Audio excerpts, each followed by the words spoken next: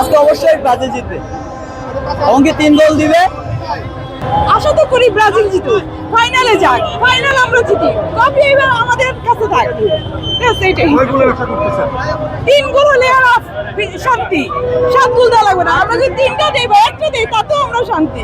হেরে যাবে এটাই তো আশা করছি না। আসলে অনেক বড় বড় রাজ্য তো আসলে অনেক বড় বড় সভ্যতাও তো আসলে ভ্যানিশ হয়ে গিয়েছে, কিন্তু এটা দুর্ভাগ্য, এটা অ্যাক্সিডেন্টাল। তবে আমি একদমই আশা করছি না যে আজকে ব্রাজিল কোনো অঘটন ঘটবে। আমার মনে হচ্ছে হাঁটাহাঁটি লড়াই হবে, কারণ জাপানও আসলে একদমই মানে লো গ্রেডের টিম না, ফিফা র্যাঙ্কিং এ বেশ ভালো আছে, ও ভালো খেলছে, গত বিশ্বকাপেও ভালো খেলেছে। তো এই বছর আমি মনে করছি যে বেশ এইবার আজকের খেলাটা আমরা উপভোগ করবো।